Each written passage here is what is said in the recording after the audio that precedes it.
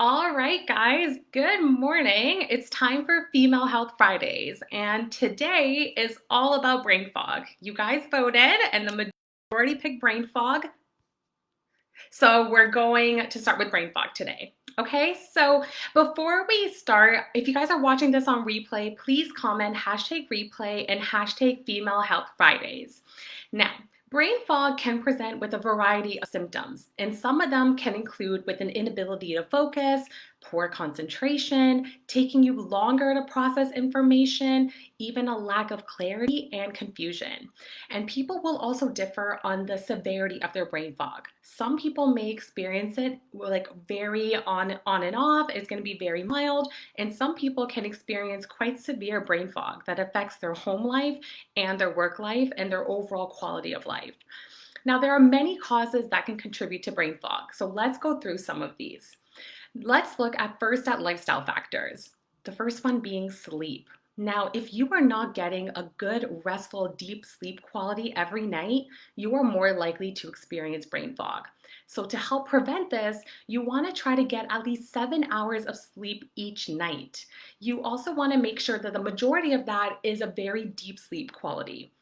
You also want to ensure that you are establishing a regular sleep routine. So this includes a wind down period prior to going to bed. So that can include like turning off your TV, reading a book, maybe drinking a tea, spending time with your loved ones, things like that. It also includes going to bed at the same time every night and waking up at the same time every night. You also want to incorporate healthy sleep hygiene techniques as well. So that includes like no alcohol, stimulant use prior to bed or even in the late afternoon. Avoiding coffee after 2 p.m. is a big one. You also want to make sure that you are going to sleep when you're tired, and avoiding naps during the day as well.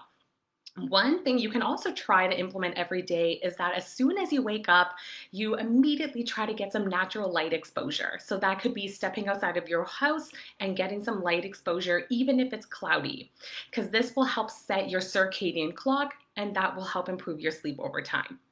Now, let's talk about diet.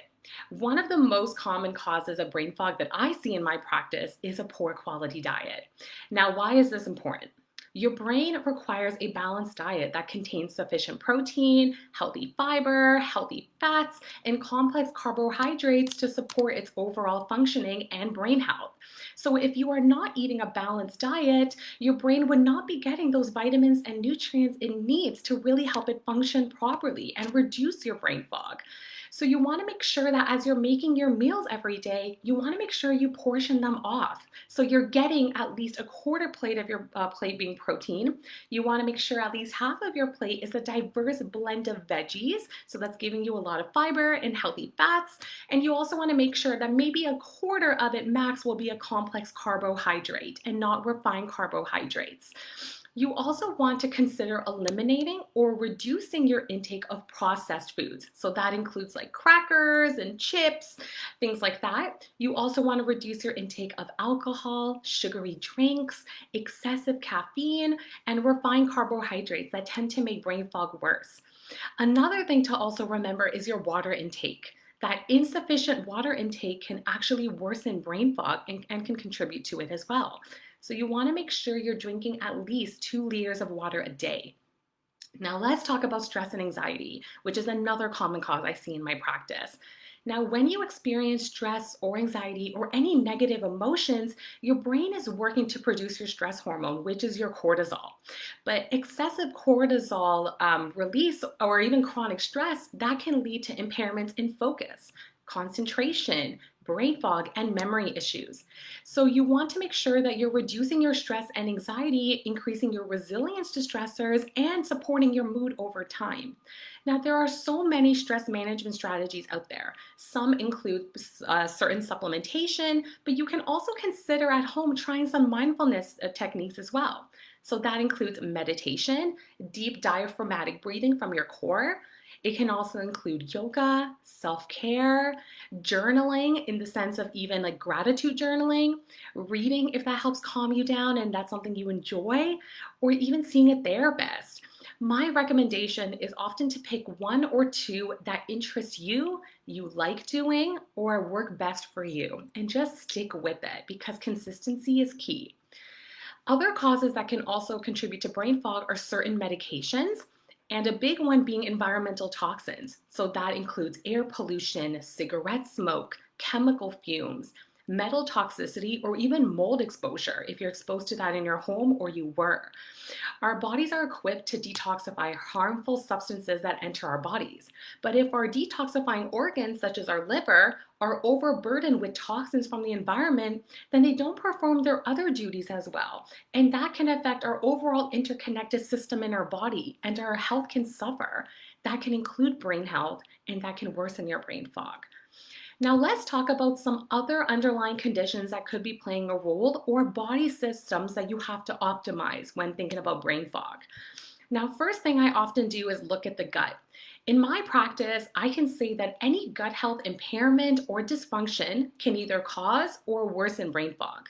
So this can include food sensitivities, food allergies, low stomach acid, acid reflux, even IBS, IBD, SIBO, or even candida overgrowth and more.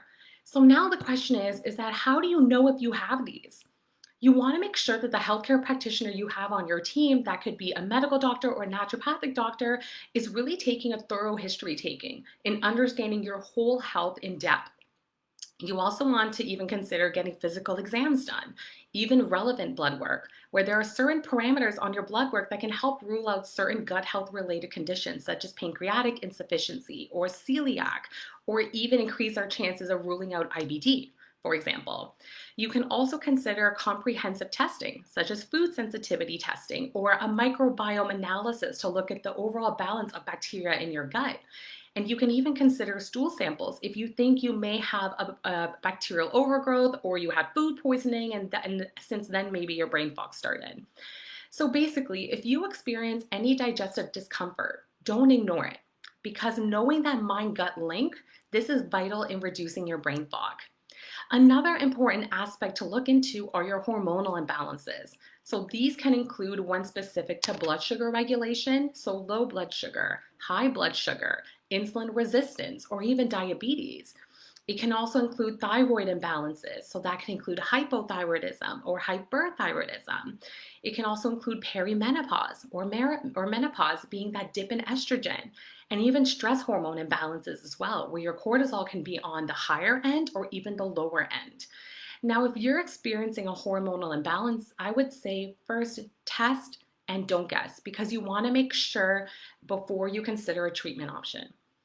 Other conditions I often see presenting with brain fog are fibromyalgia, anemia, or especially low iron levels or low vitamin B12 levels. Also also migraines or autoimmune conditions or even viral infections.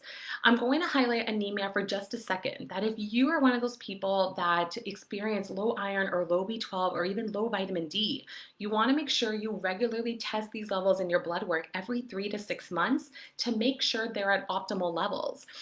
Because this is really going to help make sure that you rule out this as a cause for your brain fog if you feel like this is a contributing factor. Now, there are supplements to consider, but it really depends on the root cause of your brain fog. As I mentioned, these are just some of the causes that I mentioned, and there's so much more. So that's why supplementation is really personalized. But some I have used in my practice are fish oil, phosphatidylserine, I've used a B complex, magnesium, probiotics, or even antioxidants. But again, don't use any of these without consulting a healthcare practitioner to really ensure that they're safe for you and they're indicated for you in determining the root cause of your brain fog. So this was a lot to cover for brain fog. I wanted to make it concise but also enlightful, so I hope it was helpful for you guys. If you guys have any specific questions, feel free to comment on the live post and I will reply back very soon, or you can also just message me on Facebook. And otherwise, look out for my poll on Saturday, so tomorrow, for next week topic options. And if you guys want specific topic options, just message me and I'll be happy to add them in. Otherwise, I will see you guys next week on Female Health Fridays. Awesome. Have a great weekend, everyone. Take care.